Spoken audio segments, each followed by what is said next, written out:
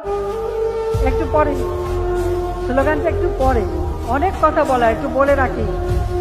যা শুনি যে আমরা নাকি কিছুই করি নাই, তাই যখন যে সেক্টরে যাচ্ছি সেই সেক্টরে কি কাজ করেছি একটু মানুষকে জানানো দরকার। আসলে বাংলাদেশের মানুষ তো 6 ঋতুর দেশ, 2 মাস পর পর ঋতু বদলায়, পাখির ডাক বদলায়, পশু পাখির কলতানি বদলায়, বাতাসের গতি বদলায়, মানুষেরও মনও বদলায়, আর যা কিছু করি ভুলে যায়। এই ভুলে যাতে না যায় তার জন্য মাঝে মাঝে একটু স্মরণ করাতে হয়। তাই যখন যেখানে যাই সেই সুযোগে ওই সেক্টরে কী করলাম মানুষের কাছে একটু তুলে ধরি। স্লোগানটা একটু পরে দিলে হবে।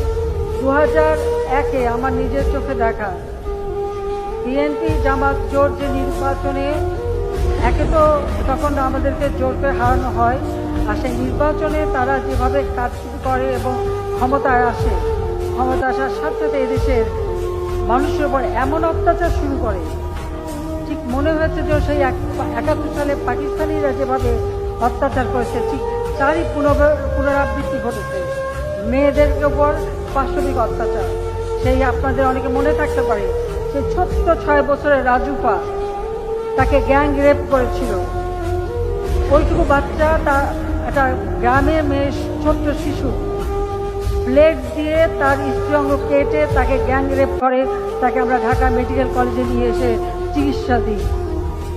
ঠিক একইভাবে ফাইমা, মহিমা, রুমা, এরকম বহু মেয়ে, বেদানা, অনেক মেয়ে, এমনকি আমাদের বক্সেরপুর থেকে একটা মেয়েকে নিয়ে তাকে মাগুরায় নিয়ে অত্যাচার করার পরে তার মানসিক ভারসাম্য হারিয়ে ফেলে।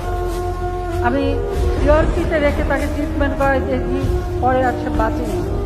এই ধরনের যে সমস্ত নির্যাতিত, এবং এখনও অনেক ক্ষেত্রে মেয়েরা পাশবিক অত্যাচার শিকার হয়, কাজে তাদের এই যে নির্যাতিত নারী এবং শিশু, এদের সব ধরনের সেবা যারা পেতে পারে তার জন্য ওয়ান স্টপ ক্রাইসিস সেন্টার চালু করা হয়েছে। আর সেই সাথে সাথে তাদের আইনি সেবা দেওয়ার জন্য আমাদের সমগ্র বাংলাদেশে লিগাল এইড কমিটি করা আছে। সেখানে আমরা বিশেষ অর্থ বরাদ্দ রাখি, আর এর মাধ্যমেও তারা চিকিৎসা পায়, সেবক বা তারা মামলা করতে পারে। মামলায় তাদেরকে লয়ার দেওয়া হয়, সাহায্য করার ব্যবস্থা করা হয়, সেই ব্যবস্থাটাও আমরা নিয়েছি। আমাদের দেশে কোনো ডিএনএ সিস্টেম ছিল না, আমরা ইতিমধ্যে ন্যাশনাল ফরেন্সিক ডিএনএ প্রোফাইলিং ল্যাবরেটরিও স্থাপন করে দিয়েছি, যার ফলে